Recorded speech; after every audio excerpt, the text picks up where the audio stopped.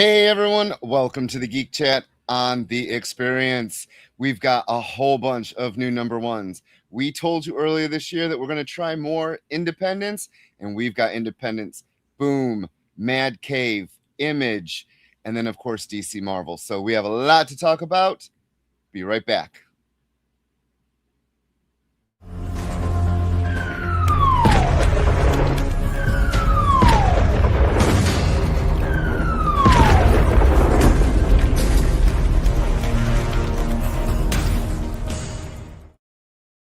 Hey everyone, it is Thursday. That means it's time for the Geek Chat on the Experience. I am Beardy Rich. And I'm Black Beardy Dez. No more Sith. No more Little Red Riding Hood Dez. No, it's nice today. It was really nice and warm. So yeah, it is. After the rain, I was like, yeah, let's be warm and happy. You know, I entered a new phase in my life, and after my birthday, so I'm just happy and gay. Yay. Not witty though, I'll tell you that. You. See, look at you. Just coming and raining on my parade. You know. Well, I am the big dark storm cloud, so. Yeah, you got a storm cloud on your beard, on your face. But no, we have a bunch of stuff to talk about, like Rich was saying. We do. And first up, though, every episode we offer you amazing viewers our thank you.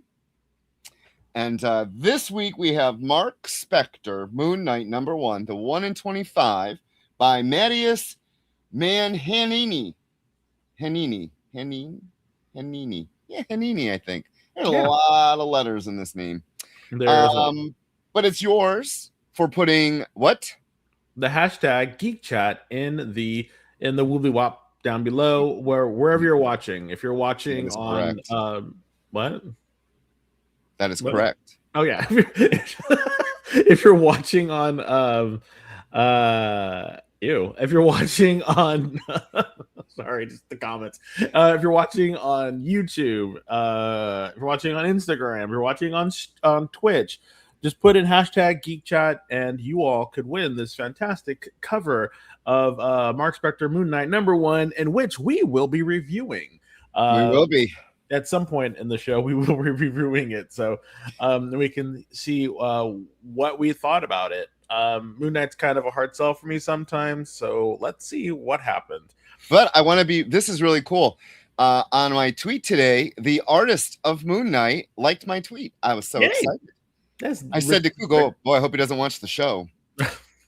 Rich is very famous, so because people are responding to his tweets. See how famous we're becoming? It's amazing. So let's say hi. Phil, you got to put hashtag Geek Chat in order to win. It's got to be hashtag.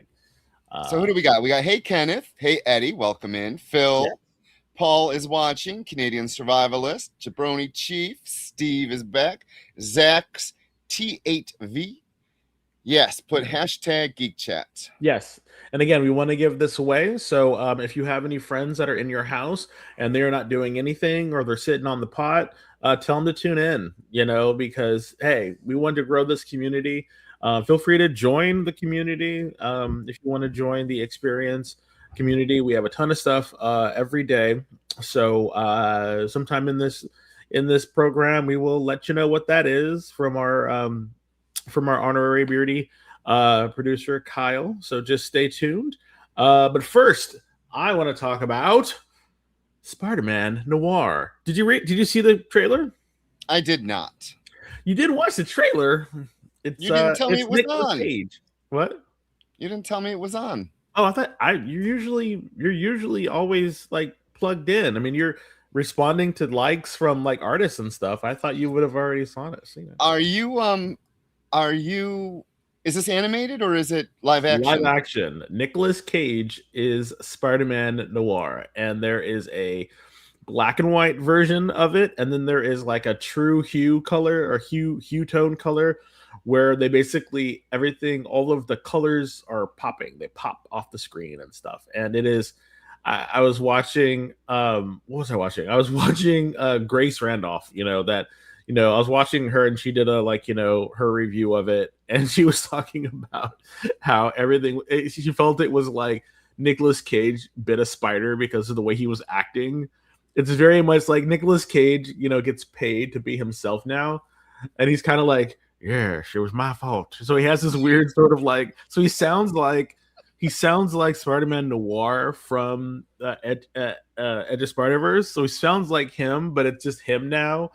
But I have to say, it looks fun. It looks fun. It looks interesting. So No, Unknown answered my question. yeah, I did not know if it was going to be a movie or a TV show. It's an it is. Amazon Prime. It is a How TV odd, show. Amazon Prime. It is a Amazon Prime TV show. They haven't said how many. I don't remember how many episodes it's going to be. Probably 8. And the effects look pretty cool on it. I mean, I don't know. It seems fun. So I think it'll be fun. I mean, again, he looks so silly. Like the stuff that he's doing and what he's saying is very Nick Cage. So All right, we'll watch it after this. It'll be in our evening rotation because Thursday nights at 9 o'clock, it's midnight on the East Coast. So I watch all the new music videos that are out, and we'll add Fair. that to it as well. So hey, Michael, welcome in. Unknown again. Thanks for stopping in. And Jay, great to see you in here. Oh, they announced. Did you see they announced? Sony has announced Spider-Punk and Spider-Gwen movies. They announced that today. I did not know that. That is awesome. I will be watching them as well. And who's Fabrice? Huh? I don't know. Kyle said pay Fabrice or I won't watch. A friend of mine and the channel, Fabrice Sapolsky, is the co-creator of Spider-Man Noir and has had to disown the property because of the way Marvel has treated him and the way Amazon, Nick Cage, and Sony have treated him over the character over the years. Wow. And so until they pay him what he is rightfully owed and deserved, I hope it bombs so hard they relegate it to whatever island Manos, the Hands of Fate, lives on. That's a great movie, by the way. I don't know why you're hating on. Yeah, but you got to keep it on an island where only the Rift Tracks and MST3K guys go. Why is Manos Hand of Fate catching strays? Come on, it's not that bad. Jeez Louise. It's widely considered the worst film ever made. Which is no, that would have been Wonder Man. You need to stop. Okay, we're past Wonder Man. I refuse to entertain Wonder Man hate. So just chill, my friend. It is Wonder Man can't hurt you anymore. Okay, it can't hurt. It does you. If it comes back for a second season, and I will watch that too. So no. Yes, we will. All righty, Rich. We got a lot of comics to talk about, so let's get to our first one, and it's going to be a doozy, everybody. So, Cyclops, Shadows of Tomorrow, Seeing Red, Part 1. Alex Packnadel is the writer. I am going to totally screw this name up as I do everyone else's name. We're going to go with Roger Antonio, maybe. Sure. Color artist is Fur Sifuentes Sujo. And the letter, I can do this one. Ready? It's Vicis Joe Caramagna. Yay. Yay. And then that main cover is by Federico Vincentini and Marcio Menez.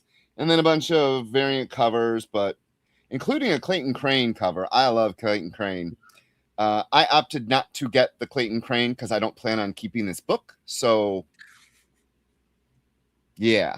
All right. I'm ready to hear it. What do you think? I thought I've read this before. That's all. I've read this before. Nothing really new. Nothing groundbreaking. You got I literally, on my way to your party, I was reading Uncanny X-Men. It was 176 on, and it is where Cyclops and Maddie are on their honeymoon, and they're in the plane. Yep. And he gets dragged down into the water and loses his visor. Yep. It's just that's unfortunately every Cyclops tale will have him losing his visor because that is his biggest weakness as a character. The head trauma that he's had for 80 years and still can't control his powers. So you'd think the man would have more than one visor on him. Just saying, he's got pockets. They got little pockets on his belt. Carry an extra visor. That's all. Well, I enjoyed it.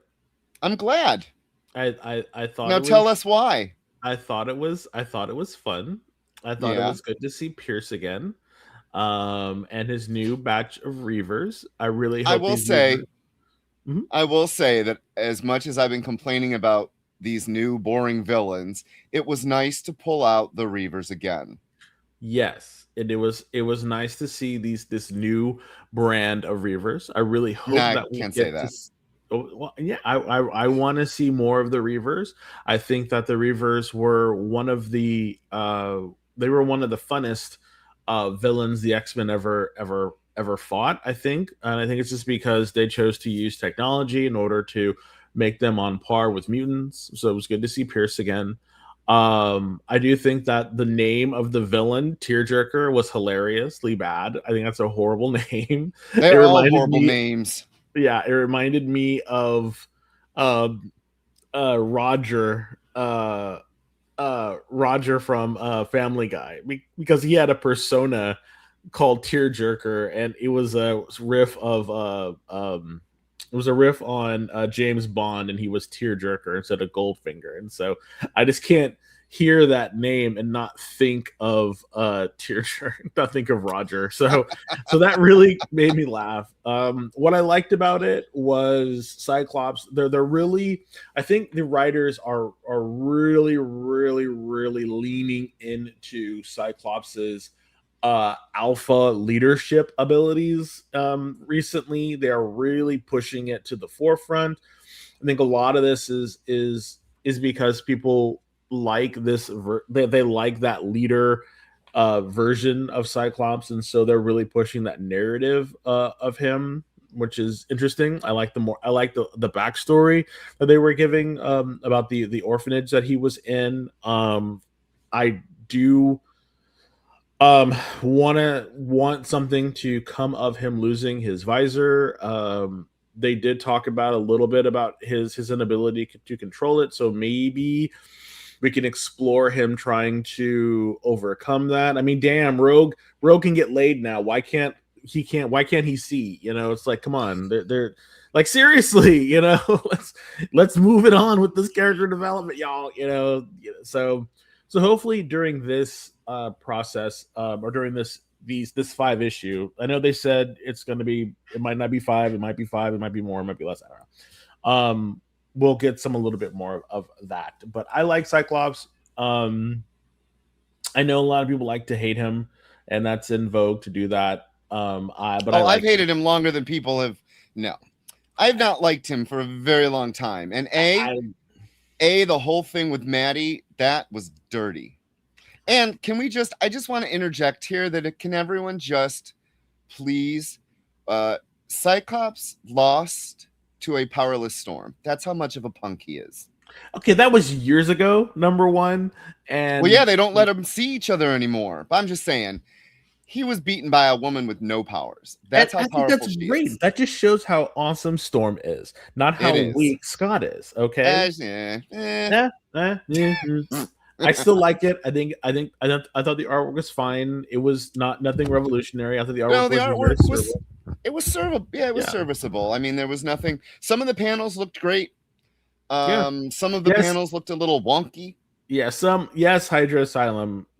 I'm sure with the thing that kills me about this whole situation, though, and I don't know why people do this, is they literally have a mutant on payroll that can make anything he thinks of. Just make some cool ass either something for Cyclops. Like, that's what I'm seriously like. Make him something that he can, like a contact or something that he can put in his eyes that will allow him to regulate the beams or do something. I mean, I don't know, and that's always been kind of funny about him is but I guess it is his defining feature is that visor. So I think it'd be kind of a hard sell to like completely change him, but maybe they will. Who knows? I don't know. I do want to say I do like the redesign of his outfit. It was a small little change. Yeah. And I actually really like this redesign. I did not like the weird armor situation going on in his abs, how it just stopped. It didn't look right.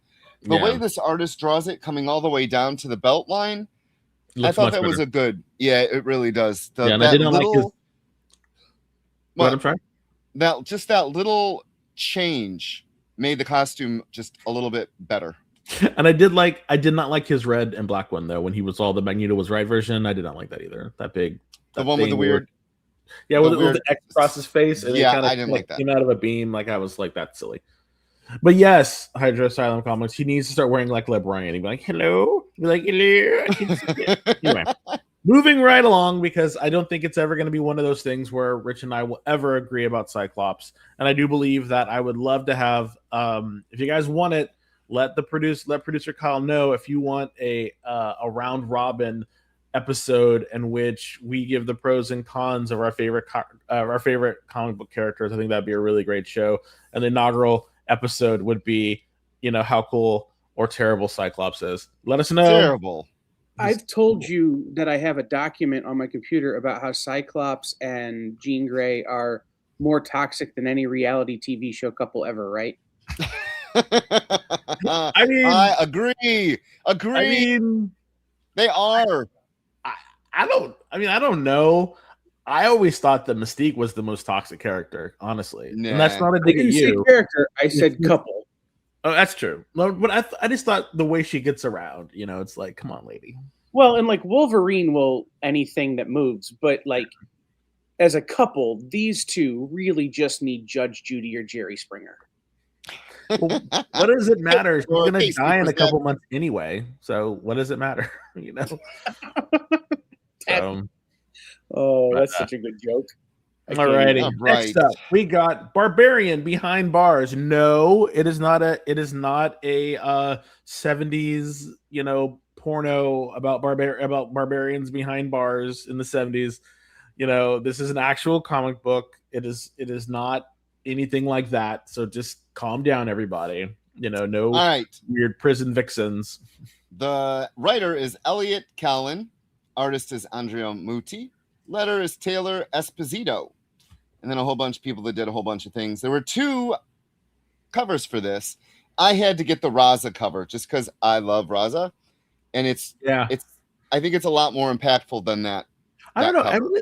I like this cover. I like this cover with him standing with the axe on top of the cab. Something about this cover and down in Times Square, New York, looked really, really cool. Like, I don't know. It reminds me of Kurt Russell in that movie where he plays Snake or something. New York.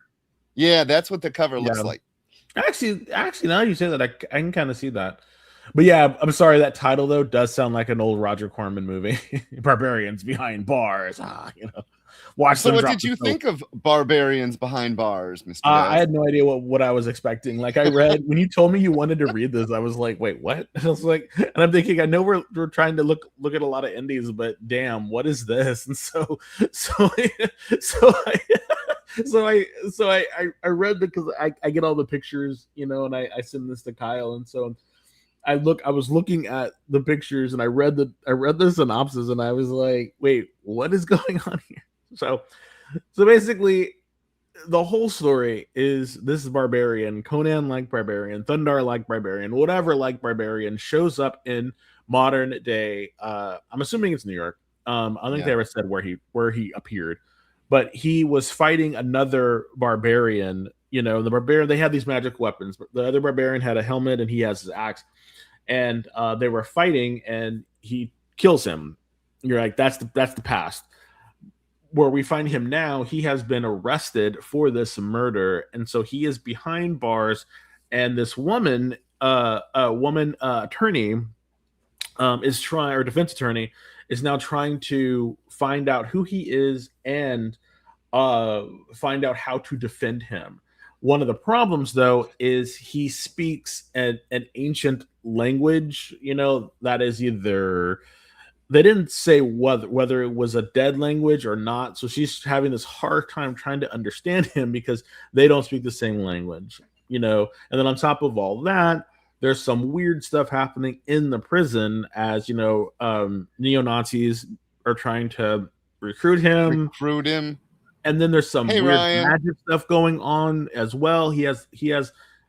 He might have access to some kind of magic teleportation ability. That was my question. He teleported out of that room, right? Yeah, that is what we're supposed to believe. Yes, he teleported out of the cell, and I was like, "Wait, That was the what?" weirdest thing. Out Yeah, of the blue, you go from well, he had that weird eye thing in his forehead, and then yeah. the axe and the helmet started to shake or vibrate. So something is going on, or maybe someone is coming. I don't know, but it is a prison, so you never know. It was an interesting read. I like you, I had no clue. I was like, you were literally dropped into the story. Yeah, And well, he's there's already in no prison. yeah, it's odd. But the art was Very, so it looks like Andrea Moody does everything. The colors, the inking, because that he's the only or she is the only name for artist. mm-hmm. Some of the pages were really beautiful, and some of the pages I like the kind of watercolor, Yeah, the watercolor art style. I don't know if it helps the book or hurts the book, but it was nice to look at. yeah, it gives it a very unique look that it was kind of reminiscent of Carrie Nord. I was getting Carrie Nord, Yeah, but not as refined. I do, yeah, that the watercolor style in the backgrounds and whatnot were actually pretty cool. What I thought was really fun was the character designs. I thought the way the characters looked was really inspired and really cool. Like they all looked like all of the inmates all looked a little like you know, and and I thought that was very funny. One thing I did notice that there was no iconography on the neo Nazis or anything like that. And usually in prison, at least ones that I've seen, are usually all kind of tatted out. So there was, I think that was a conscious effort, you know, to kind of not be so to have that visually represented in the book. But other than that, I thought this is a really good start to a story. It reads like it reads like a pilot. It reads like I could see this as a mini series about yeah. someone, you know, appearing, you know, a big, you know, name a big actor nowadays. Probably like I can honestly see this being on one of the streaming services and using one of the up and coming like wrestlers who wants to go into acting be this character, and then you know have the woman be the defense attorney, you know, be another like actress, and they're kind of playing off of each other. Like I can honestly really see this as a streaming service show. I don't know why. It just how it was presented to me really felt like, oh, I can see this as a TV show. Kyle, you're gonna say something? When this solicited, I said on the air that it felt like jungle to jungle, but instead of finding someone like in the wilds of Borneo that you're related to, it's they travel through time and wind up in New York. And it felt like that when I read it. It felt like that Disney movie Jungle to Jungle, except Yeah. time travel rather than Tarzan. I mean, I got it. I never would have. I mean, yes, I get the, I get the, I get the, you know, fish out of water sort of situation and whatnot. I, I wonder how violent it's going to be as well, you know. And no, Steve, that is not from personal experience. Uh, Um, but I liked it. I thought it was fun. I actually might pick up the second one to see where it's going because it ended on a cliffhanger, and I thought the cliffhanger was really kind of cool. He had escaped. He was attempting to escape from prison, and he comes upon some guards. So I'm assuming he's going to whoop some ass, but I don't know. I actually I'll really probably like get it. this in trade. I am interested in the story, but I don't know if I'm interested monthly.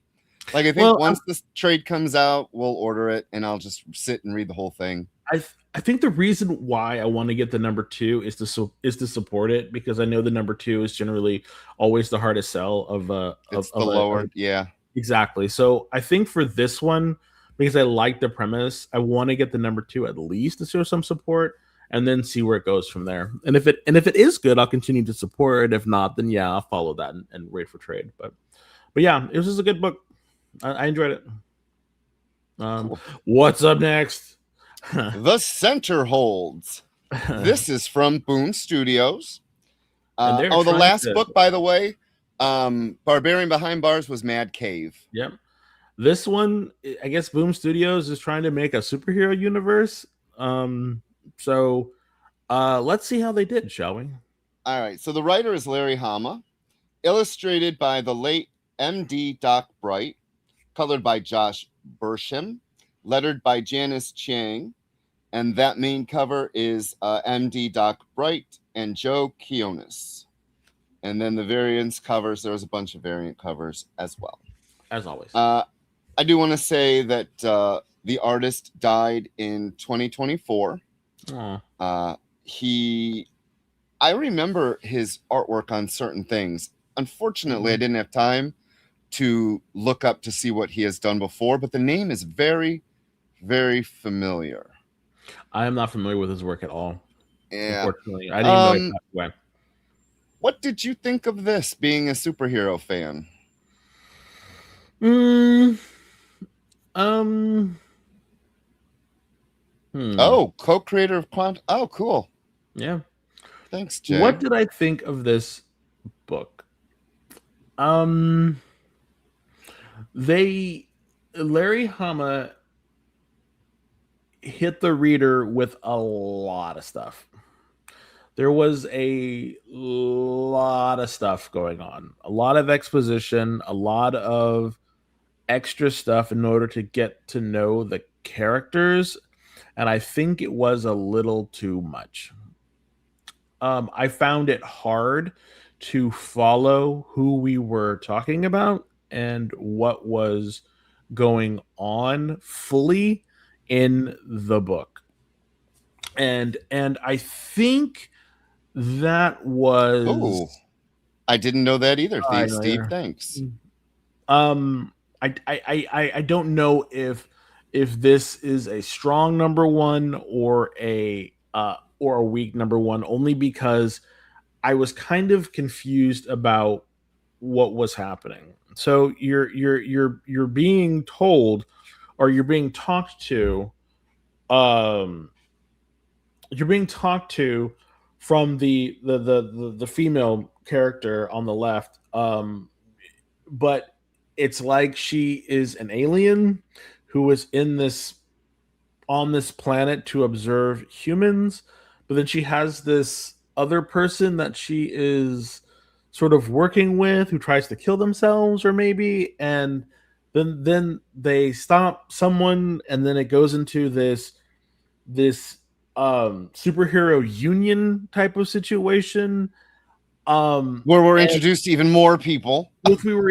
introduced to even more people, so there was just... I can't tell you any of their names either. Again, none of them. It was like a cluster F of just ideas kind of crammed in together, and I could not tease out one narrative that made sense, except for the end, and that's when we figure out that the woman, is she's an amputee. She only has one arm, and she's wearing a fake face, and there's just a lot of stuff in the book, and I was very confused. Rich. I was very confused when I was reading this book. I haven't been confused in a very long time. I feel like I'm a savvy reader, but even I was like, what the hell is going on? And I don't know if that's good or bad, because the book isn't like... I like superheroes. I'm a cape person. I love cape people and cape stories. But this was a lot. This was too much. Like, Larry Hama needed an editor, like, streamline some of this stuff, because it was a lot. It was a lot. Yeah, I agree with you 100%. This, going into this book cold, because it is a number one, and you're not familiar with anything, and the cover is just a pretty cover that nothing happens on the inside at all. Like this. Like, who was this guy on the front? Like, I don't even remember him being in it. And I don't remember I don't know. You get introduced to so many characters, and it's longer than a regular 22-page or 20-page comic too. Yeah. I agree. I did not know. Unfortunately for me, there was too much at me to care about issue 2, because I feel like after reading 1, if 2 is like 1, I will be even more confused. Yeah. So maybe this will read better in a trade when the complete thought is out of his head and on paper. But this was a little too much. And honestly, nothing really left me going, except for the reveal at the end. I'll be honest. The reveal. And I'm not talking the weird prisoners. The prisoner scenes were weird. Took her face off and her arm. I was like, wait, what? Yeah. That's what and she took her eye out. Yes, her eye. I was like, what? It was so bizarre. It was so bizarre. Oh, and then the guy literally was driving either a G.I. Joe truck or like a mask truck, and it was just like, is this a toy line? You know, there's just so much going on. Okay, I do want to say one thing. Okay, go ahead. I do want to say one thing. It's funny because I've been reading G.I. Joe, the Real American Hero, Larry Hama's, for a very long time. And the dialogue is never really clunky because he's been writing this for so long, they have their voices. Mm-hmm. So this word bubble from a young girl makes just it randomly. I, for one, feel safer because she and the others are around. Yeah. Huh? Who says that? Yeah. No one says that. It was, yes, that took me out of it too when she flies by and they're like, oh my God, it's so and so. Pretty. I am happy. I'm like, okay. Yeah, the dialogue was a bit clunky throughout this. And the whole thing with the 10-year-old girl hugging the old woman that's dying. Yeah. And no one noticed her get out of her armor and walk to the woman. They're like, where did she go? No idea what was going on.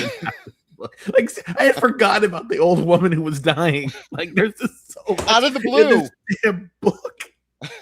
So all right. Okay, Kyle, you're gonna say something. Yeah, no, just from what I understand about the way this book was done is that they kind of Marvel methoded it, which is they kind of put a plot together and then MD Bright drew the book. And then Larry came back in later and wrote the book. Okay, but it happened after MD Bright's death. Oh. And so this book almost didn't happen because Larry was just like, you know what? We'll let it go. It'll be a thing. And then they decided to give half of the proceeds or whatever, a bunch of the money from the sale of this book to Hero Initiative. Yeah, I saw that. It's on the cover. Finish it. Yeah. So this first issue is oversized and maybe a little clunky because this is all that MD Bright had done. Okay. Oh, wow. So number 2 is going to be a different artist? One volume. I don't know 100%. Well, they've been very sort of close to the vest with that information. That's good to know. Whether or not they're going to have somebody try and mimic it or whether there is art that was, kind of done in a different format or what as to how this is going to continue. But it feels like this one is maybe not a great representation of what this series is going to be because of the situation surrounding how it was put together. And that's the thing that's crazy about it is it has good bones. Like I think it has good bones, but it's just this amorphous blob of a story right now. And it is my hope that if they do continue to pull it out or tease it out, it will like right itself. And by itself, it means it'll get onto a certain path because there was just a lot of stuff in this book, Yeah, and with Steve saying he's doing the center holding, I still don't understand what the book name has to do with anything inside of it. Really don't. I don't know either. Like it, I thought the center holds was the name of the superhero group or something. Being some kind of unconventional. The center hold is a political term. Oh, it's a political term. Oh, for people in the middle. Oh, okay. Well, there you go. Usually where union workers and organized labor kind of live. Well, then that would speak to the whole stuff that was going on with the union, the superhero union, and stuff like that. So I was just another plot thread. Yeah, but all right, Kyle, let us know. Are we taking a break? Or are we continuing on, my friend? Let's keep going. Let's go. Oh, wow. Up next, DCKO, the penultimate issue in which the absolute universe fights the DC universe. Who will win? We don't know. All right. Chapter 4, A Trial by Absolute. Absolute. Scott Snyder was the writer. Joshua Williamson did the backup. Javi Fernandez did the art, and Zermanico did the art in the backup. Alejandro Sanchez did the coloring, and Hassan Atzmain El Houao did the lettering. And that cover was done by Javi Fernandez and Alejandro Sanchez. And then there was a bunch of variant covers as well. Tons of them. Hydra, yes, I'm a fan of Barbarella, especially the movie. The movie was great. She had a shag spaceship. It was amazing. Okay. I did the last one. Go ahead. Okay. So I'm going to start out by once again saying that the story is crazy bananas good. Yes. And as if the art could not get worse, somehow the art got worse in this issue. I wanted to take a picture because the very first panel of the second page that starts the story off, I thought it was Joker. It ends up being absolute Superman, but the artist drew such a... I'm just going to do this. It was, yeah. The art kind of took me out of it. Where does it go? Where does it go? Where does it... There we go. That picture, that face right there, I thought that was Joker. So I'm reading this going, wait a minute. This doesn't match. Wait a minute. I guess the artist wasn't privy to any absolute covers or comic books. Maybe he isn't allowed to, because Wonder Woman has been established that she is taller than everybody. And in this, she's shorter than the other two. Like, little things really bugged me about this issue. Yeah. The fact that Wonder Woman, Diana of the real main continuity, is supposed to be one of the most beautiful women. And in this, she is so haggard looking. Like, the art is terrible. Terrible. And I'm going to say, Zermanico, he's been doing a lot of Green Lanterns. The art style he used in this to match the main artist, I'm thinking it might be the inker, because Zermanico can draw better than this. That's, again, that is the only thing bringing this book from being amazing. Having this artist on this book, for me, is such a letdown. But let's get to the story. Let's get to the story. We finally get a winner. Were you happy with the winner? Yes. All right. The reason why is because I'm happy it wasn't Superman. It was interesting that Batman showed up after Joker switched sides. I thought that was really interesting, but not unsurprising that Joker switched sides, and then Batman showed up because he got boom tuned in after the events of Night Fight. So yeah, there were a couple of twists and turns in here that I thought was really cool. We got to see that the absolute versions were poisoned by Darkseid, and they had to do that because they are heroes in spite of Darkseid. And I thought that was really a great way to show that even though the Darkseid universe is there and every part of him is in every atom, and that what permeates the whole planet and universe and that whole reality, there's still these kernels of hope that are still there. And I think that was really, really fun. The ending, though, or the scenes in which Saturn Girl goes to Darkseid, and again, this is in the future. That's what I kind of keep reminding myself about. Is it's like this is actually in the future. Like it played out, and they're in the future, and so this future version of Darkseid, is kind of coming back. And now she is seeing all of this happening. Now, remember, if you hadn't read it, in Superman, her and Lightning Lad she's pregnant. So I'm wondering if she is going to betray him in the next one because he made it a point to say that she is so loyal, she is so this, she is so that. So my wondering now is this how we're going to get the Legion? Is the Legion actually, birthed out of, the death of the Omega Legion? Like, is this what's going on? So considering Joshua Williamson's going to be the writer of Legion, that might be his ending. So I think, and for me, I wasn't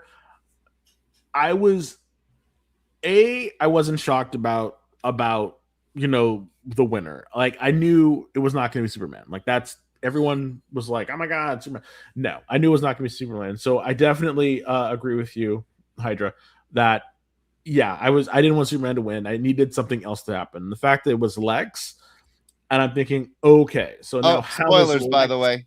Huh? Oh, spoilers. I said spoilers, by the way. Well, but that's the thing, though. Lex now has to fight King Darkseid, or Omega Darkseid, or whatever he's calling himself. So I want to know how he is going to do that, or what's going to happen with that. Like, because I'm thinking, how can Lex, a mere mortal, do anything? And then if he does win, which if he does win or initiate the win or sacrifices or do something, that how does that affect the DC universe? Think about it, because everyone in DC has been led to believe that Superman, is the catalyst. What happens if it's rewritten now and like Lex is the catalyst now, and Lex is hope, and Lex is like, I am really super excited about what can come of this in the future, because of how DC has been, how they have been maintaining their continuity, how they have been maintaining this sort of like universe that kind of expands and kind of comes in, but they still have their core ideas. And I'm so excited, to be a DC fan right now because of what is going to be happening in the future. Like, I'm like super, like, I was pumped when I read this. Like, I was pumped afterwards. I was pumped when it was just Lex and Superman, and he says there's only got to be one, and Lex turns in, boom. I was like, he's like, no. So like, okay, that was awesome. Jay, that was awesome. Jay, you might want to hit mute. Sorry. Because, well, no, I'm going to say something. And I know he's a huge Superman fan, and I mean no disrespect. Those couple panels show why I am not a huge Superman fan. The fact that the entire universe, not even the universe, the all life in existence is at stake, and he still has his lame ass Hopi and touchy-feely, come on, Lex, we can work together. When the hell has Lex ever? And that is why he deserved it, because he was weak in that moment. And it really was the defying moment for me when the freaking existence is at stake, and you can't do one thing. Your one job in this whole thing was to be the last man standing. So he couldn't even do that. So, and now Lex is it. And like you said, as a DC fan who I'm reading way more DC books now than I was a year ago. Mm-hmm. When we did our FOC last week, I said no to the majority of Marvel books because I'm just not enjoying them, or I am enjoying these DC books. It's not in it. And I am really excited. And the funny thing is, I think in issue 3, we talked about how many issues this was going to be. So Kook did some digging. It was originally only supposed to be a 4-issue miniseries. And I think that might be why this book looked even more rushed, because I guess Snyder and Williamson's like, hey, we have too much. Let's get a 5. So, yeah, I'm excited for the next issue. But the next issue isn't called DCKO, is it? It's called something else, right?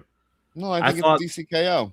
Oh, I thought it was DCKO was the 4, and this one was like a special Hold on, special Coog, issue. Is DCKO 5 or is it going to be called something else? It's 5. Oh, okay. Sorry. For some reason I thought it was just like, they had, I don't know where I think at the end of the book they said something, and I think it was just the title of the next issue. But for whatever reason I thought like, oh my god, it's a whole new episode and a whole new thing. So okay.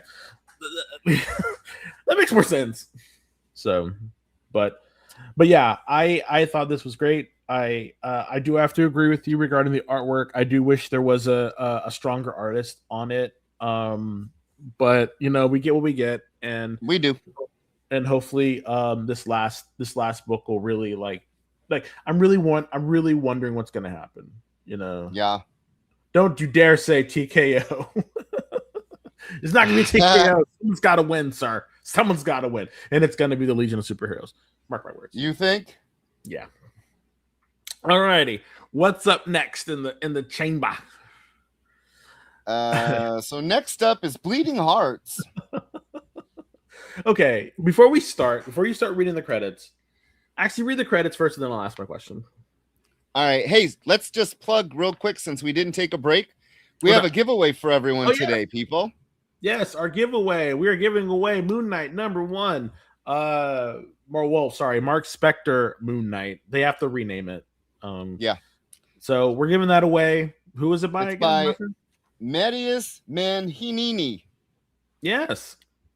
So definitely come and get it. All you have to do is put in hashtag Geek Chat in the comment section of wherever you're watching this fine program.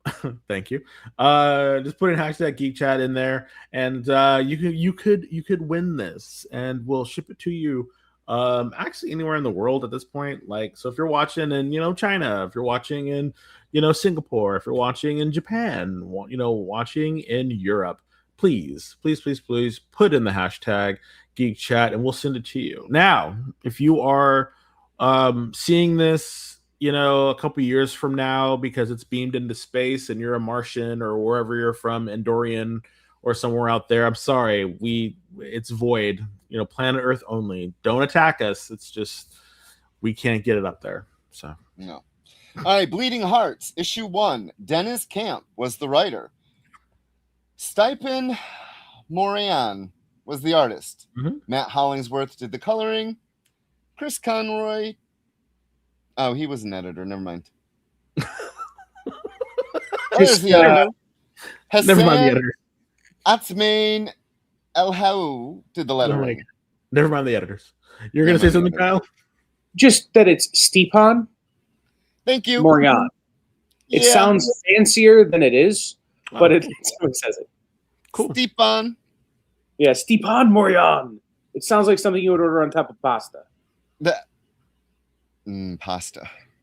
It's just not the reason why aliens will attack us. Stop that. You're giving them ideas.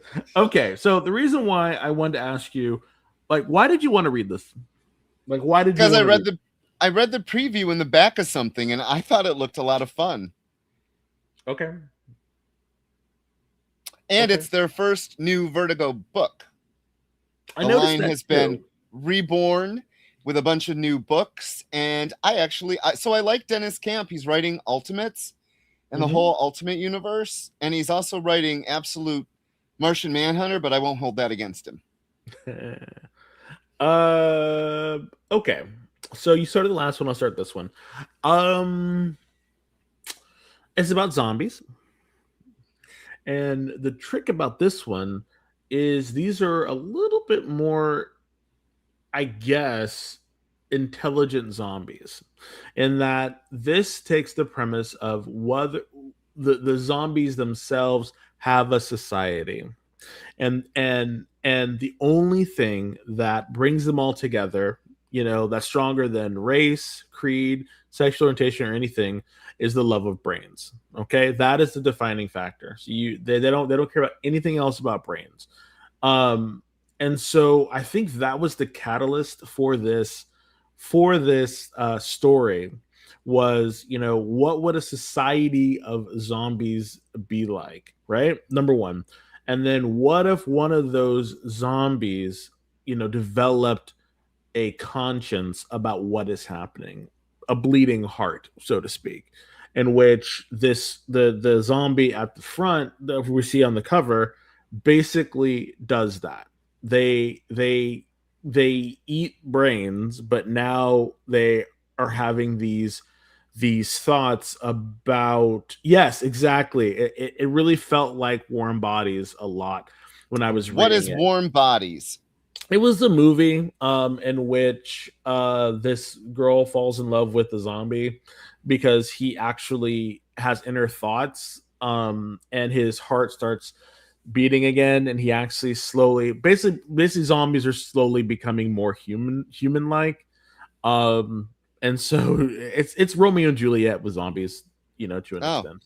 So Ryan, yeah, the art is very reminiscent of a Gorillaz video.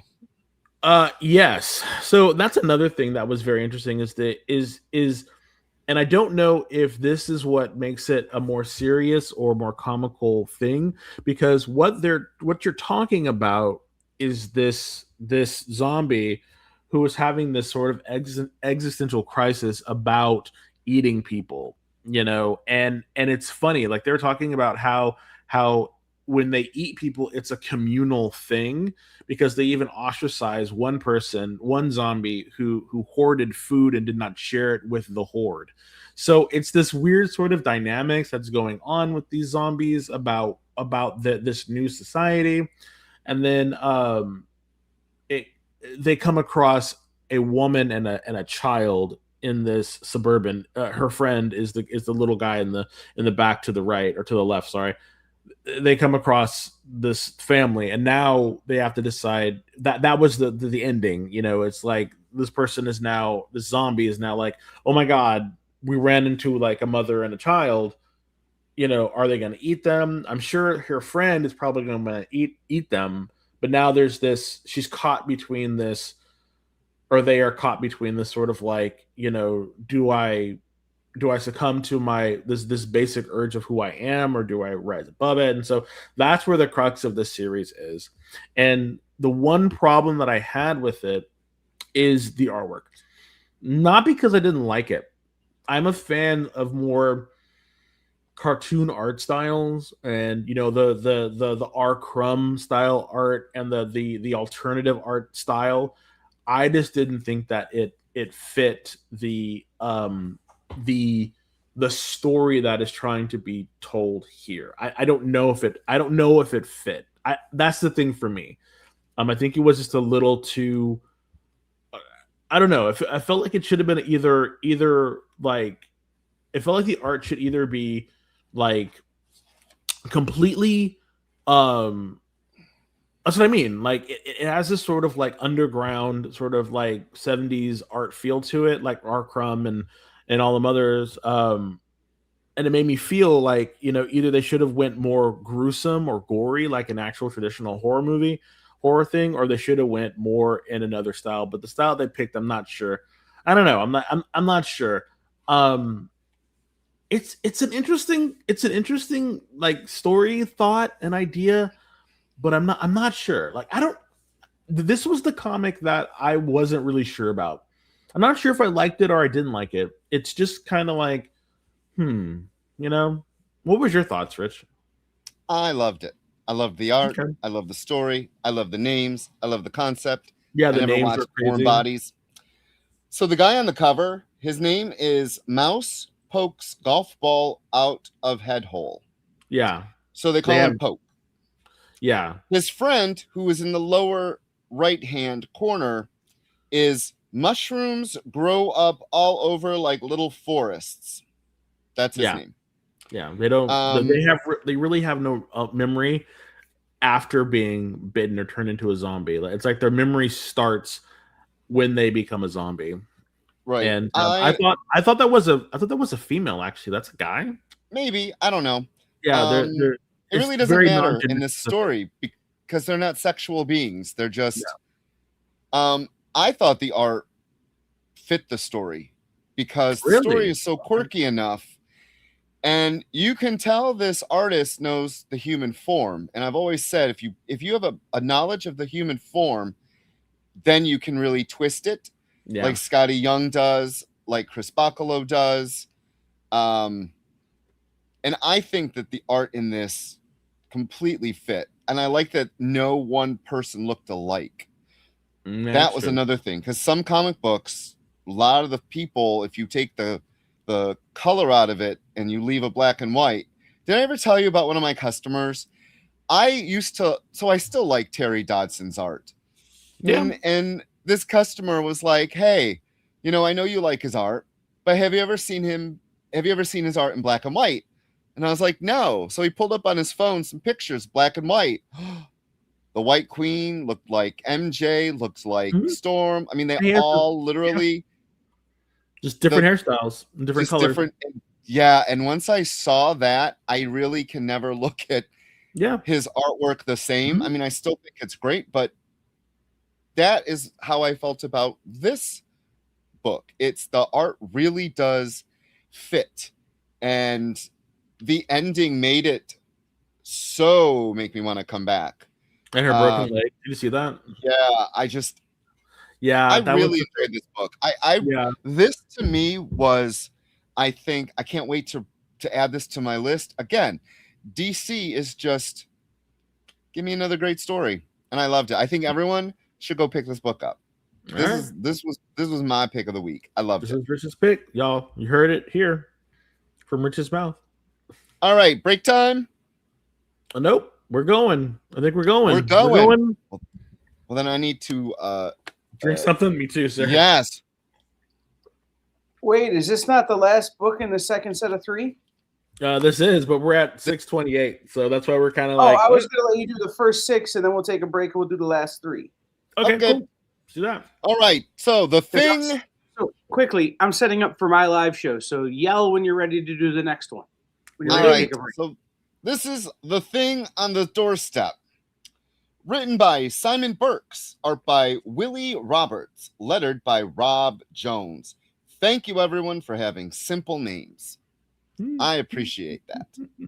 2 covers. I don't even know what the other one looks like. I don't either. No, there's 4 covers.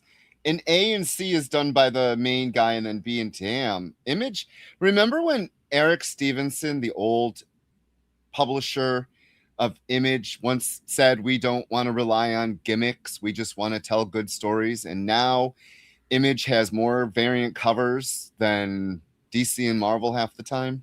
People like variants. And I know. I just think it's interesting that they changed their publication or their publishing strategy. So, he still is a publisher there? Well, when the hell is Nowhere Men going to come out? When the hell is, what's that other book I read by him with the telepath people? He is working. Eric Stevenson. Been waiting a decade for the last issue of that damn book. He's publishing stuff. Silly. Anyhow. Okay. Again, like, I don't know. Why did you want to read this book? Like, what? Okay.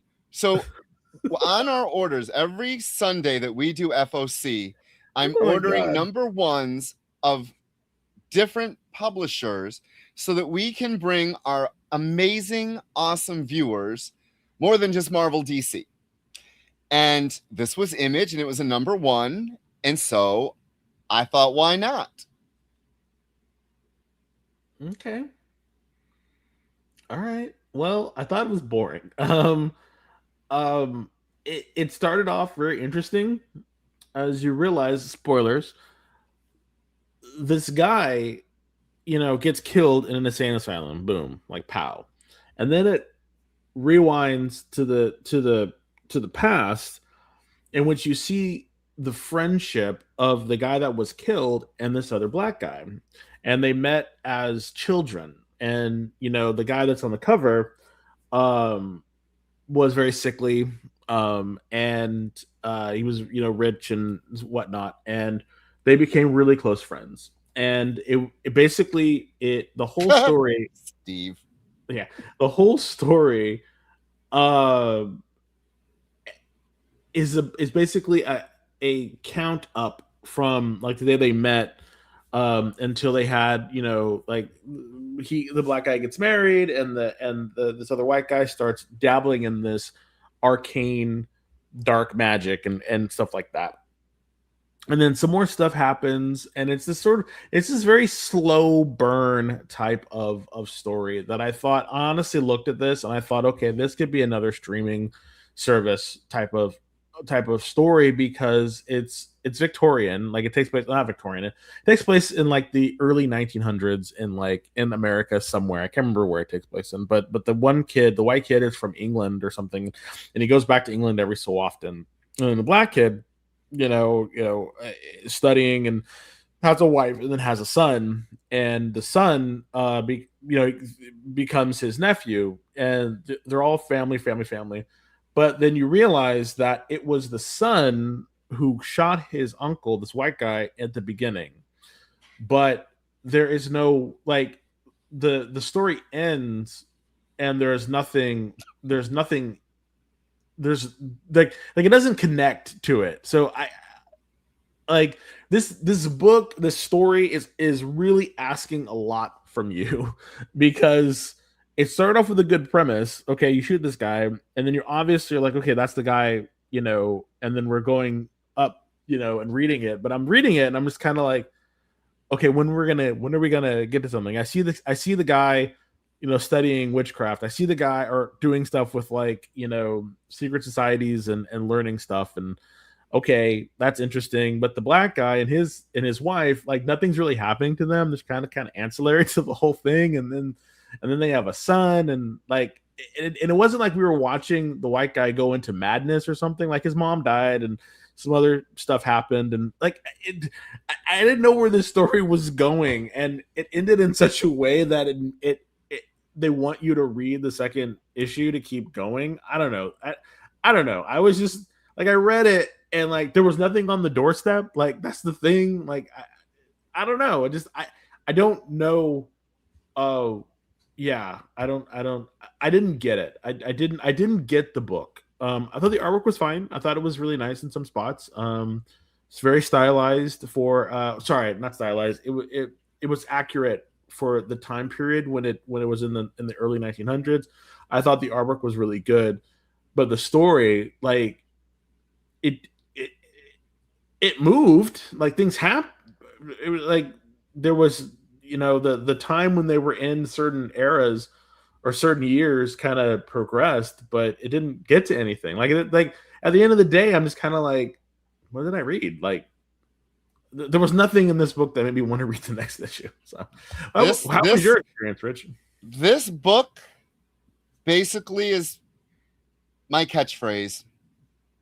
This book was terrible. Terrible. I fell asleep halfway through it. It was terrible. It was so slow. Yeah, Jay, their friendship was beautiful, but good Lord, I did not care by the end of this book. I shut the book and I'm like, well, that was a waste of 5 minutes. It was like watching Wonder Man. You got to stop, sir. Stop it. It was boring. Nothing happened. Just like episode 5 of Wonder Man. Nothing happened. Sir? This book was terrible. If you enjoyed it, I'm glad you enjoyed it. I hope you read the number 2 when something finally happens. But I am not wasting $5 on this book. I mean, maybe if I maybe if I see it like a half off book, like if I'm going through the trades and I see it as a trade, like in the half off books, and I see it, I might be tempted to buy it. And then I'll read it, because I'm not paying for it, but I'll read your copy. Okay. If something happens. Yeah. So, alrighty. So Kyle. Thank you, Jay. Kyle, we're ready for that commercial, sir. Yeah. So we'll be right back. Maybe. I wasn't quite ready. Oh, well, sir. I need more than that. I need more time than that. Okay, hold on. Time out. Oh, we're doing a thing. Listen. FOC, a comic industry term for the final day a new comic can be ordered by a local comic shop. So, what does that mean to you? Well, it's your last chance to order a new comic book from your local comic shop. Order up! The FOC show will go over every book that's about to be cut off every Friday afternoon. I'm going to highlight some of the stuff that I think is really worth paying attention to, so that you can put in an order at your LCS for as many copies or as many variant covers as you want. Sometimes the store needs to know to up their orders. Never miss out on a popular comic again. Order up, part of the experience.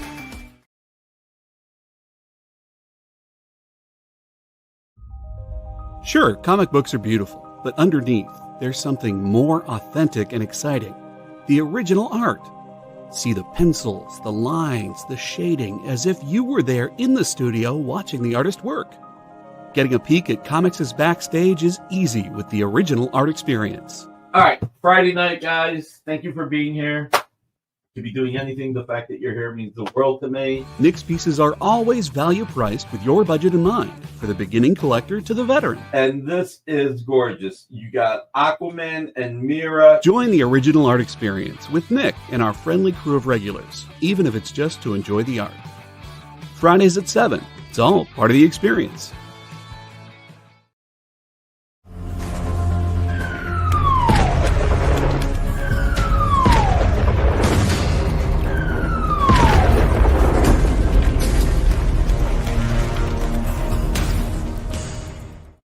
Hey everyone, welcome. Oh, I'm on the wrong side. I don't know what to do. There we go. Hey everyone, and welcome to the Geek Chat on the experience. I'm Beardy Rich.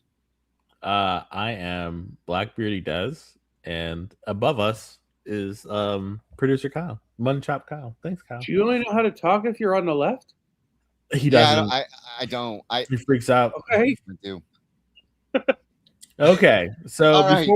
before we go into Kyle giving the rundown of what other fantastic episodes or shows are on the experience, I want to answer a couple of questions. Hydra Asylum, not a question, a statement. He says, "This is why he watches the show, because we're honest." Thank you so much, my friend. Steve, I can't not be. I mean, I know. that's how I felt when I was selling comic books to people. And, you know, customers be like, "Oh, you're just trying to make money." No, I actually like this book. That's why I'm telling you.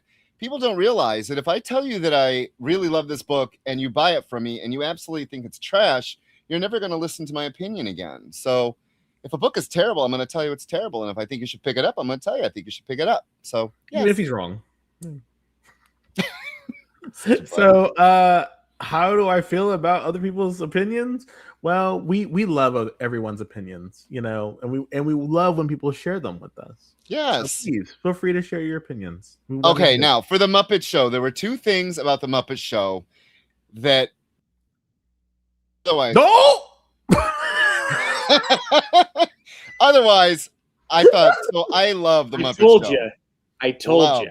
Okay, we cannot talk about the Muppet Show, or we will be. I'm not going to say nothing bad. I loved it. I thought Sabrina Carpenter, she proved on her Christmas special that she's really good at doing this kind of skits, and it worked. I thought her and Miss Piggy and breaking down the door, that was really fun.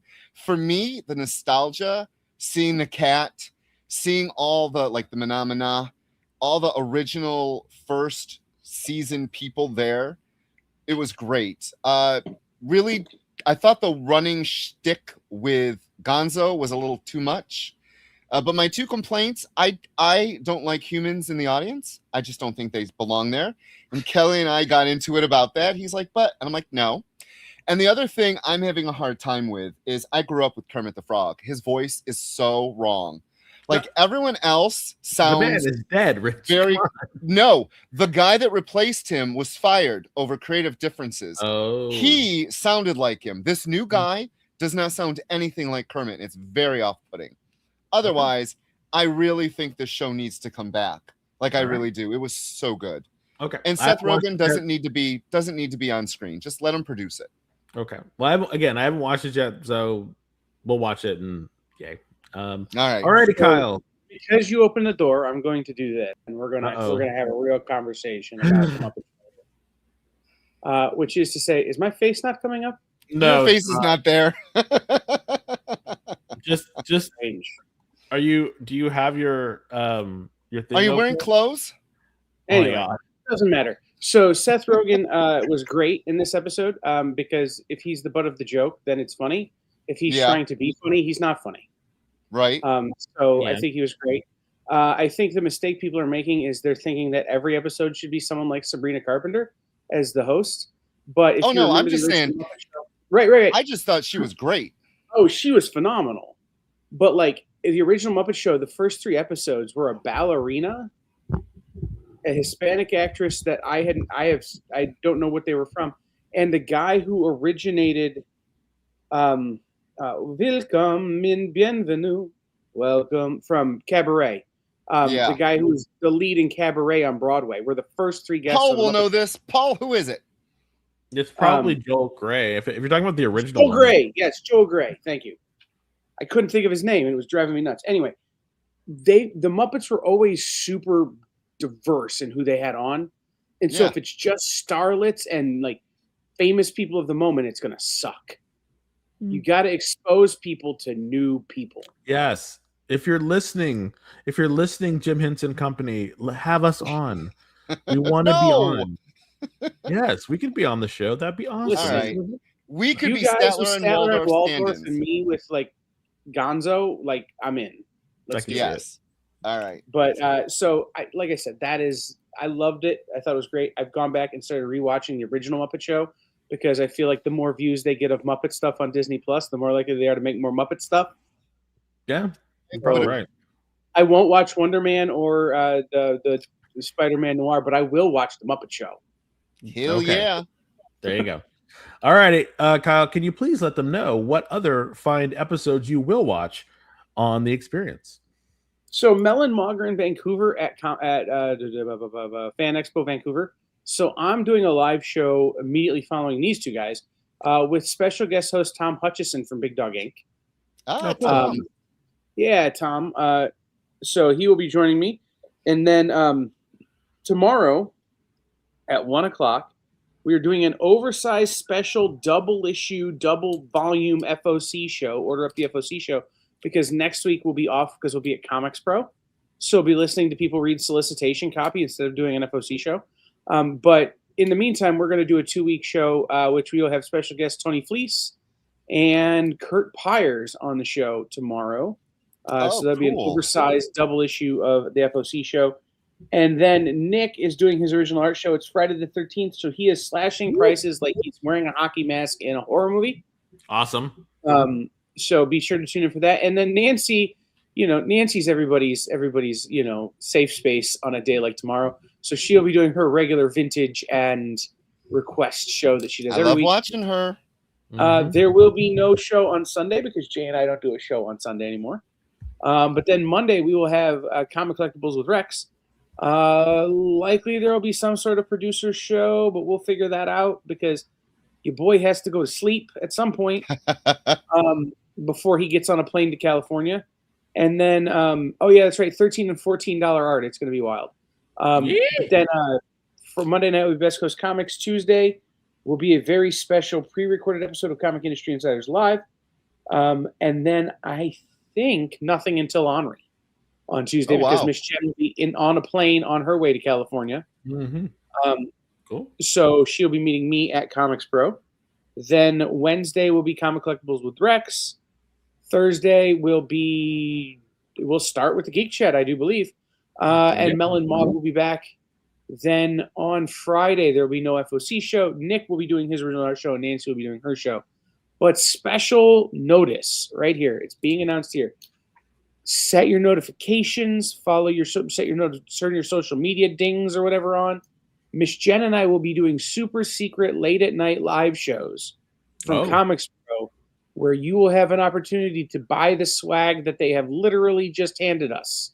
Wow. That's awesome. Right, including Wednesday night, probably very late, after the creator hangout, where we will have a bunch of great creators signing things, including people like, I forget all their names. But there will be people whose books you're going to want to buy. All right. So make sure you tune in for that. All righty. Thank you, Kyle, as always, for letting us know what's coming up on the experience. You, too, can join the experience. Go to experience.com. and join the newsletter, and definitely check us out here. Check all the other fine programming that we have. Join, like, share, subscribe. Tell your friends about it. Tell your grandma. Tell your grandfather. Tell your uncles. Tell them about us. Because we're cool, and they want to be cool too, don't they? Of course they do. Steve, yes, Animal's still on there, just so you know. Also, quickly, since I just talked for too long, you guys feel free to run over a few minutes long. Let's just get through the books like you normally would and do our giveaways, and don't feel rushed because it's me you're interrupting, and I'm not going anywhere. All right, good to know. And having said that, as always, we have something to give away. What are we giving away? We are giving away Mark Spector, Moon Knight #1, the 1 in 25, Mattias Manhanini. Oh God, I did that. Manhanini variant. Yes, and we will be talking about Moon Knight in this next section, so please stay tuned. But first, we're going to talk about, I don't know, what we're talking about. Oh yeah, the fall of Ultraman. Oh, I'm ready. I want to hear what your thoughts about this are, Rich. I didn't read it. You didn't read it? I told you when you texted me, I said I didn't order it. Oh, I thought you were going to read it. Tell me what you love. I know you love Ultraman. I love that it was Ultraman. I love that this seems to be the culmination of the couple other Ultraman stuff that has happened through Marvel and their partnership with Subaraya. So let's see. So basically, the whole story is how Ultraman will be going away, fighting his last battle. Because if you've ever watched any of the Ultraman series, you know that it usually lasts for a season, and then there is a new Ultraman. So they've already introduced Ultra 7. They introduced Father of Ultra, and they introduced Ace. So I'm wondering what's going to come after this fall of the Ultraman happens. Like, who we're going to get next in the Ultraman series. And by that I mean there's like 3 different eras of Ultraman, and the next era after this was the blanking. But anyway, it started off with Ultraman Dino. So maybe we'll get a new Ultraman showing up after this one. Because this is the classic Ultraman, and they've introduced 3 of the 8 Ultra Brothers. So who knows what's going to happen? Basically, someone from the future comes and says that Ultraman will be dying in the next year, and so they're preparing now for Ultraman's final battle. And then Dan Moribushi, who is Ultra 7, is going to stay and help as well. So, and then Father of Ultra in the Land of Ultra is probably going to come and help out with Ultraman Ace. So do you have the issue in front of you? I do not. It's in the other room, but okay. But yeah, because we don't know the names of the creators. Well, it's Kyle Higgins is the writer. Hold on, I can just look it up real quick because it's all right. I have the that what was it the Geeks where I pull all of the papers from all of the covers. Yeah, I pull the covers. So yeah. So Jay asks, is he going to get a symbiote too? God, I hope not. You know what I like about this Ultraman stuff is it's its own universe and its own thing and its own stuff. The last one we had Ultraman and the Avengers, which was great. The Avengers popped in, said hi, and then they popped out. He even referenced this in this first issue, and then but it's back to this self-contained Ultraman story, and that is what I love about it, because I do not care, nor do I want Ultraman to hang out with any of the other Marvel people if they don't have to, if he doesn't have to. Really? I don't want that. I do read the Ultraman from Viz Comics, in which Spider-Man goes to Ultraman's universe, and so it is Spider-Man and Ultraman running around together. I've read most of the Japanese Spider-Man. Whenever Spider-Man comes over and hangs out with Ultraman and whatnot, I read it, so it's a lot of fun. Okay, so the writers were Kyle Higgins and Matt Groom. The artist was David Tinto. The color artist was Rachel Rosenberg, and the letterer was VC's Ariana Mayer. And there was a bunch of covers, at least 3. Well, no, at least 6. It looks like. Jeez. It's Marvel. 5. Usually, Yeah. But I love it. I think it's great. It's a great story, and it's a continuation. I cannot wait for them to collect this into an omnibus. I will buy it. And it's fantastic. If you have not read it, definitely pick it up. It's great bathroom material, so pick it up. Well, there's a ringing endorment. It's great bathroom Yes, material. no ultra venom, no ultra pool, none of that. I don't want any of it. Get it out of here. All right. What's great about it is Steve What? Rich didn't have to work for them, and they were some of the easiest names ever. So I was very happy. No, the easiest names were that terrible book.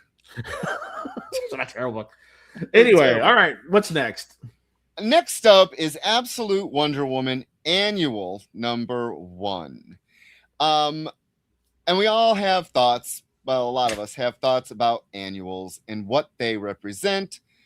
Marvel uses them as what did you call it? New artist tryouts. You know, it's where they annuals will show out new writers and new artists. Yeah. Yeah, they always do that. Well, it's like a new talent type stuff. For DC, the actual writer of Absolute Wonder Woman wrote this annual. Mattia de, oh boy, here we go. Ayulis is the artist. Becca Carey did the lettering, and there were a bunch of covers. Who's the writer? Kelly Thompson. Thank you. You just said welcome. The normal writer wrote it. Oh, yeah, the normal writer, Kelly Thompson. And that cover was done by Mattia de Ayulis. And it is gorgeous, Jay, and the interior is this art. Good. Yeah, it's great. The art was fantastic in this book. The art was fantastic. Yeah. All right. So one of the things about annuals, this one actually goes back to a story from Absolute Wonder Woman #5. Yeah. In which to defeat the what? I was not expecting it. That I think is what made it so strong, is because it continues the story. Hey, Comics and Robots. Hey, BBB, welcome in. This issue continues the story that Wonder Woman, when she actually became Medusa, felt Medusa's pain and has tried to get Athena to hear her. And the first many pages are Diana trying to get Athena's attention. And you learn that they play chess. And I thought it was interesting that, did you notice that Diana's helmet is very, very reminiscent of Athena's helmet? Mm-hmm. That was great. The fact that Absolute Wonder Woman doesn't have Wonder Woman's traditional red, white, and gold, true America colors in this universe just proves that the character can exist without all that. And the fact that she gives up her powers, but not her magic, to basically solve this problem. I don't know. There's a lot to unpack in this issue. And while I was reading it, the art is just gorgeous to look at. Mm-hmm. And the story being presented here in this world that Darkseid created. And Des, you said this when we were reviewing KO. And that all of these characters in the Absolute world have the essence of Darkseid. But this Absolute Wonder Woman has so much hope and love and would heart. Not want and hurt, but she doesn't want to kill. She would heart, yes. She doesn't want to kill. She wants to resolve and find another way around it. Mm-hmm. And I just think this issue really nailed in that for her, as if we haven't had it in all her issues. Like, I think this annual was one of the best annuals I've read from any company in a long time. So for me, I absolutely loved it. Absolute, get it? Oh my God. What'd you think? I'd have to agree with you. I thought this was a very strong annual, and I think this does what annuals are supposed to do in a very strong light. And it's funny because you like this annual, but you didn't like the Spider-Man annual that we read. I think was last week. You want to know why? Why? Because it wasn't centered on Spider-Man. I didn't care about the new characters that they created to put in this annual. Gotcha. That's why. Well, but I think again, there when an annual takes something that's happened in a prior issue and then expands upon it, or tells a standalone story about something else that happens within, or a cause, something that is caused or happens in that I like that. I think that's really, really interesting and fun, than having something be completely disjointed or not really attached to anything. And I think this story, which I think is 100%, was because it was centered on Wonder Woman, and it was centered on fleshing out her character even more. It really, really worked, and it shows her lack of a better word, humanity, and her love, uh, and for sisterhood, and just like this very, strong feelings that she was having, and wanting to alleviate the hurt from Medusa. It was really fun, and I like that. Like, I love Greek mythology, and to have them be, and to have have some of those mythologies challenged and changed, I think is great. And I think this is a perfect way to use mythology where Diana is very connected to mythology, but using it in a way that is so interesting and fun. I thought it was great. I thought it was great, and again, the artwork was just amazing. One of the best books to look at this week. Just great. If you're looking for something to read, and what's great about also is you get more out of it if you've read issue 5 of Absolute Wonder Woman, but you do not need to have read, because I think they do a great job of getting the reader up to speed about what happened, and why Diana is doing this. And it really gives a really great example and telling of her worldview. The whole chess game was fantastic. The whole chess game, and how Athena is all about winning, by any means necessary. And Diana was like, no, we can win, without hurting people. I think that was just, seeing those two dichotomies together was really good. I don't know. I think Absolute Wonder Woman, is by far and wide the best absolute series going on right now. It's just great. It's just great. It always looks good. The story is always strong. It's just if you're gonna read any one of them, I know Batman is like the clear choice because he's Batman. He's Batman. But Absolute Wonder Woman it's just been a really good masterclass of like character building, world building, and just a really good show of morality and not pandering. It's just really good. Just a really good series. You know what's something else? One of the things that I always complain about when it comes to Wonder Woman, too many writers really do rely on the gods as her family. Yep. And, we could go through who did it best or who did it worst. But George Perez, of course, making the gods, big in his story arc. And then when the New 52 relaunched, all the entire series was about was her family and gods, and it got really old.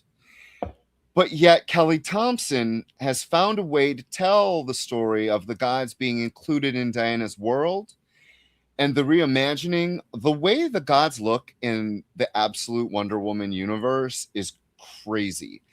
Great looking. They really are. They're really good takes.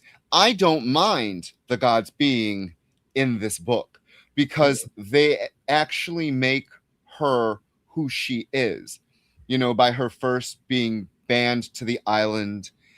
And then, the fact that Athena's like, you're always asking for something. You always you're always asking. And Wonder Woman's like, I'm not this time. I'm not asking. I don't know. Really well done. Really well done. All right, everybody. So our last book that we're going to talk about is what we're giving away, and that is Mark Spector, Moon Knight. All right, so funny little story. Last week when we were deciding, I sent him a couple texts, and I was like, "Okay, here's this book and this book and this book," and I'm like, "Okay, we have room for one more. Do you want to do Deadpool or do you want to do Moon Knight?" And I get a text a couple minutes later. He's like, "Moon Knight." So I'm sorry, I don't like Deadpool. Sorry. I think he's one of the most overexposed characters ever. Cannot stand him. All right. I'm done. So we have Mark Spector, Moon Knight #1. The writer is Jed MacKay from X-Men. Artist is Devmelia Premenic. Yay. And if you're watching, I hope I did your name right. Color artist is Rochelle Rosenberg, and the letter was VC's Corey Pettit, and that cover was done by E.M. Gist. And of course, tons of variant covers. Yes. I have not read a Moon Knight book in I cannot tell you how long. I think we reviewed the #1 of whatever the series was before this. Vengeance of Moon Knight? Maybe. And then the time before that, we probably reviewed the #1, and I was just like, man, I have never been a huge Moon Knight fan. I liked him a little bit in the 80s, if he ever crossed over into something I was reading. Or the, what is it, Sons of Midnight? So, yeah, when he was, if he's in a team book, I'll read it, but I've never been a huge Moon Knight fan. The TV show was incredibly tedious at times, but I liked the reimagining that they did in some of the things. I think they took a lot from the Warren Ellis. Yeah. That I actually read. I think I read all of the Warren Ellis stuff when he became, what was it, Mr. Knight or something? Yeah, he had the Mr. white Knight. suit. Yeah. I actually read that. So it's been a while for me to read this. So I started this book out. I was so confused. I had no clue what was going on. Is this in his head? Oh no, it's not in his head. And then at the end, Zodiac shows up, and you're like, "You're Moon Knight," and he puts on his little head thing, and he's gonna fight. I was like, "Huh? Did you know what was going on?" I absolutely adored it. I thought it was great. Zero clue what was going on. I had no idea what was going on, and I loved it. I thought, well, I knew what was going on because they kept flashing to the guy who was trying to break him, and they're trying to break him. So okay. So there are a couple characters in the Marvel, pantheon of characters that I always check in on and see what's going on with this character, what's going on with that character. Ghost Rider is one of them. Moon Knight is one of them. And these people that they're like B characters, but they have just enough following that Marvel will spend money on them in order to keep them in the zeitgeist, so people can, in the conscious, and Moon Knight is one of those characters. And so, and I think Moon Knight is getting the same treatment that Wanda is getting. Scarlet Witch is getting. Yeah, and I think that's why they're doing these small little incremental stories. And I think I'm getting it. I think someone on the place where I get the, oh my god, where should I remember the name of it? I think it was called the Comics Alliance or something, or the place where I get all the images for the slideshow. One of the comments basically said, Jed MacKay's like, you know what? I'll write your Avengers, I'll write your X-Men, but I'm keeping Moon Knight, because it seems like when he writes Moon Knight, he's able to let go and do whatever he wants, and I'm starting to feel that a little bit with how he writes Moon Knight. Can I interject real quick? Of course. About what you said. Today on Twitter, the writer of Hulk was defending someone's tweet. I don't know why they do it, but I learned this. So someone had said, "Oh, look, it doesn't even last 10 issues or something. It's already canceled." And here's the thing. The writer actually came out and said, this is in 3 acts. The first act was whatever it was called before. The second act is what it is right now. We reviewed that number 1. Mhm. And yes, it's going to 10. And then act 3 begins. So they're giving these writers multiple arcs without going to issue 24. 30. Not even. So, yeah. So, it is now the Marvel way of these small 10 issue, 8 issue story arcs, whatever fits in a trade. So 6 and 6, so 12. Yeah. At this, it'll be 10 for this, but they're doing these in X. So I'm curious if this Mark Spector follows whatever came before, and if this is like the second act. And that's what made me want to pick up the last one, because of where he was in here. So something must have happened in the last one, because now he was captured, and I loved seeing Mr. Fear. That was great. Yeah. And seeing some of these old school characters, and they're pumping him full of fear gas, and they're like, and I love this mythos of Mark Spector being so crazy and being so immune to pain that he's willing to like you can't break him. He's like, he's not a mutant or anything like that, but that's his thing, is this unbreakable will and like high tolerance for pain. And I just thought it was great. And then I love Zodiac. I don't know why I love Zodiac, but I really loved I think Nathan Fox really turned me on the character, because he did a Zodiac limited way back in the day, and I love his art, and so he did that. And I've always been a fan of Zodiac because of like who he is, and he's sort of like an anarchist sort of character. And so when he was like, now teaming up with Moon Knight, I don't know, like part of me wants to go back and read those old Moon Knight stories and really see where Jed MacKay is going. And the fact that you said that these are arcs now that are happening, was starting with new number 1s, and that's the new Marvel way, I'm not surprised by it at all. I'm not going to say it's a great way, but it is a good business model, if you're thinking about it, to relaunch or refresh a character or a story arc with a new number 1. And that's what they're doing. I think this is their way of looking at how movies are made, in which you'll have like your one movie, you like a 3-movie stint, and then you have your first movie, your second movie, and your third movie. And I think that's this era that we're in with Marvel right now. Whether you like it or not, that's where we're at. And I hadn't equated that until you told me about it. I was like, okay, it totally makes sense now that these are all just short story arcs, instead of keeping it as Moon Knight, number 11 or Moon Knight number 14. No, it's a whole new Moon Knight.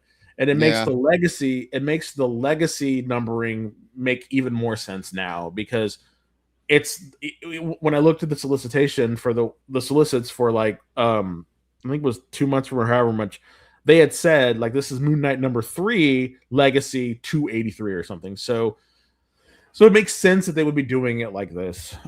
Do I like it? No, not really. But I understand why they're doing it, because it's always an influx of cash when people jump on the new number 1. So I get it. Do I like it? And we review them. I wouldn't review Moon Knight number 72. Exactly. But again, I liked the book. I thought it was cool. I thought it was fun seeing him go crazy and him trying to fight the fear gas, and the cartoon Moon Knight saying hello, and he has it in his head, and just shit like that. I thought was really kind of fun. Now I love the art. Yeah, I thought this artist really good. Yeah, really good art. I'm probably going to pick up the number 2. Like I think Moon Knight, this Moon Knight will be my guilty pleasure for a while, until it starts to suck, and then I'll get rid of it. But I think this might be my guilty pleasure. So yeah. I probably won't. I'll just let you read it. Okay. So most folks will always pick up a number 1. Yes, they usually do, once they find out, hey, especially with the way Marvel's doing their stuff now. Yeah. So it's generally easy to pick up that last trade. Exactly. All right, everybody. So if you want to throw up that Moon Knight number 1 variant that we're giving away, Kyle, that would be great, because now's your last chance. Hashtag Geek Chat in the comment section if you would like to win this number 1 cover. Stamped by Desmond, great book. I don't know what Rich gave it. I think Rich was like me. I think he was very indifferent about it. I didn't hate it, but I didn't love it. For me, the best thing about it was the art. Yeah. Because I think the different styles, like the grittiness of it, and then like you said, the TV, big shiny, Moon Knight. The art was a lot of fun. The coloring was great too. The story, I don't know. I'm just like, Meh. Is Unknown eligible? You are. Unknown, get the hashtag in. Good, you did. Yes, you're eligible. I'm looking at my list right now. So if you haven't done it, go it. It got a Des can read it rating. It got a Rich meh. Meh. It wasn't terrible. It wasn't terrible. It wasn't It terrible. was not at all. All right, so whoever Kyle, gets it, crack it open and read it. Yes, and let us know what you think. We also like to hear what you're thinking about too. So let us know. All right, let's go. Let's see who's going to win this cover because I liked it for you, Tav. Yay! Let's see, Phil. When was the last time that you won, Phil? Phil, you are eligible, sir. Yay! Congratulations, Phil. Alrighty, buddy. So, Kyle's gonna put it in the dibbly-doo it's in the description, right? Link is in the description. Yes, Awesome. so definitely go there. Next week give it to you. What was that? Next week we have Generation X 23. Oh yeah. Let's see how that goes. And Chip Zdarsky's launching pad for this new crossover event this summer with Wolverine comes out next week. So we'll be reviewing that as well. Yep. So as always, we love you all. Thank you so much for taking the time to hang out with us. Stay tuned for Kyle. Hopefully he's wearing clothes now because that's why he couldn't be on the show earlier. So, Kyle is running around in his he has heart-shaped boxers because of Valentine's Day. Speaking of Valentine's Day, I hope you're able to spend it with someone that you care about at least a little bit. And thank you everybody for showing up. Thanks Rick? everyone for coming in. We will see you next week for a whole bunch more number ones. Yes. So yeah, thank you everybody. We'll see you later. Bye.